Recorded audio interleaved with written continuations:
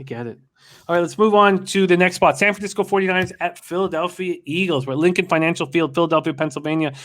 Look, the Niners were up 38-10 in the fourth quarter, and I pushed by -8 at plus 105. And I couldn't believe it. I just couldn't believe what I was seeing. The Niners open up at -3. They're now -3.5. So we've seen a half-point move already. We'll check the cash flow and see if that's the case. This total opened up at 48. It's now at 50. There is a 50.5 at Bet Online.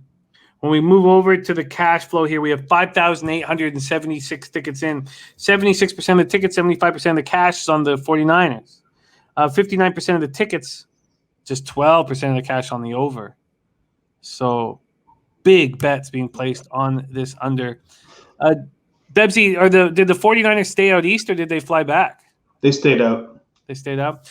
So Garoppolo, he lost a fumble on his first snap, but 17 for 25, 314 yards. Found Debo all over the field. If Debo didn't lose that fumble, it would have been one of the greatest games of his life. 9 catches, 189 yards. Elijah Mitchell came in for Raheem Mostert and looked good. So injuries, as always, rearing its ugly head. Verrett done for the year. Is that confirmed? That's confirmed, and now Mostert is also confirmed done for the year. Greenlaw, what's his groin issue? Is he not going to be out for too long? Day to day, they're saying. And I was shocked when I saw that they might sign Richard Sherman. Yeah, I don't think that's going to happen. They signed who is it? Dre Kirkpatrick, and they also signed somebody else back there. Okay. Jalen Hurts threw 3 touchdown passes. First to Devonta Smith, and Sirianni looked very good. Shout out to Birdie for being so bullish on the Eagles plus 3.5. And once I got 3.5 on the Dolphins and the Texans, I actually meant to bet the Eagles, but it's my fault for waiting that long and being so overwhelmed trying to get the last bets in. And I'd love to hear what Prince of the City thinks about these Eagles now, because even though I didn't get the bet in for the Eagles, I have saved a lot of money that I would have lost on the Eagles had it not been for Prince of the City. Hurts 27 to 35, 264 yards. He rushed 62 times on 7 carries. I did get that in. I did get the Hurts over prop, and shout out to Sharpie for handing that out on Sunday's morning show. We had 6 different cappers on Sunday's morning show, and we're going to keep doing that. We're going to have 6 different cappers every Sunday. We're going to keep switching it up, and it's going to be really, really fun. The Eagles were much more imposing up front. Their offensive line had been so bad just because it was decimated with injuries, but Brandon Brooks, Lane Johnson are back. Mailata got that huge contract, $64 million 4-year contract, but $41 million guaranteed. He looked very good, and the Eagles look good. Prince of the City says Eagles will get smashed, and I can't wait to hear your thoughts on this spot. Money moving towards the Niners. They're 3.5-point favorites right now, and this total is sitting at 50, almost 50.5 at Bet Online, and all the money is being bet on the under while it's going up. So probably waiting for the right time in a pound situation. Take it away, Bebsie. Well, first of all, I'm seeing some real overreactions all over the board here. I'm seeing them in the chat. I'm seeing them on the radio. First, I'm going to answer Burgundy Bets here. Just breathe about Brandon Ayuk. He was injured for the last 10 days of camp. He was on a pitch count. That's why you didn't see a ton of them. Yeah, a little bit concerning that he didn't get a single target, but he was open a few times. Let's face it, Jimmy Garoppolo is not always the best at getting through his progressions. So I think maybe breathe a little bit on that. I'm also going to touch on this. Look, people talking about the Eagles like they just knocked off Tampa. They beat the Falcons. The Falcons, okay, they destroyed the Falcons, but who's rushing Jalen Hurts? Like, who's getting in his face on the Falcons?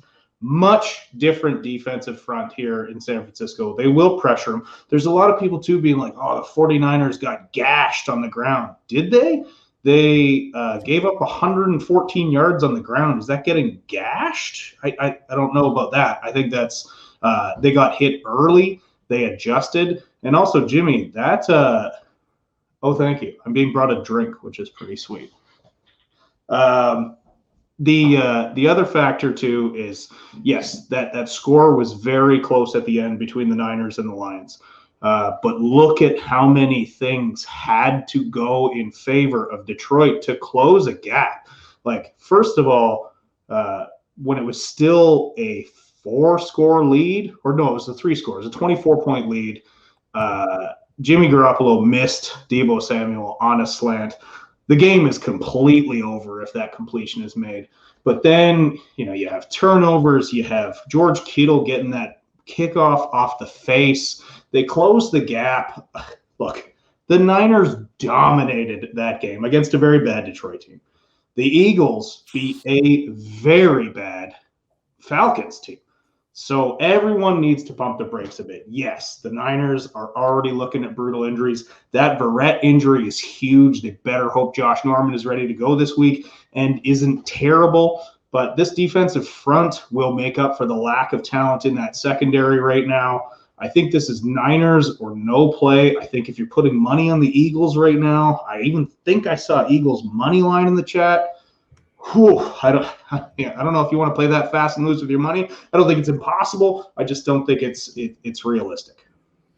Is there a move for you here in Niners Eagles? I hate betting on my own team. I'm probably going to look at props. Yeah, the Mostert injury does hurt, but the fact that you can put in a 6th-round draft pick rookie and he throws up over 100 yards. We're going to see Trey Sermon this week. We're going to see more JaMychal Hasty. I really think this offense isn't going to skip a beat. The big injury right now is the Verrett injury. Yeah, no move for me at this point here. Burgundy Bet says is exactly why it's so important to get early lines. Anyone who had -6.5 or -7.5 covered. I was so confident. Burgundy Bet said I forgo this. I went for the 8 at +105 for a plus line because I was so confident. Michael Overlina says 49ers team total Eagles D is weak. What do you think of this market move to the over? It's a pretty heavy move towards it. Well, I think that's because both of these offenses balled out last week. And, the Niners defense, which was supposed to be a vaunted defense, ended up giving up a ton of points. But again, a lot of this was garbage time points. And then it became not looked at as garbage time because it was a 1-score game late. But the Niners had taken out half of their starters on defense. So they had to put them back in to ensure. But if you just looked at the stats and the score and didn't watch the game, I can understand why you would think that way. But if you watched the game, you saw a Niners team that was in control for the entire game except for a few minutes in the fourth quarter. All right. So no move for Bebsie or I. And we'll see. Sunday, we'll see if Bebsie adds some prop bets there or if there's any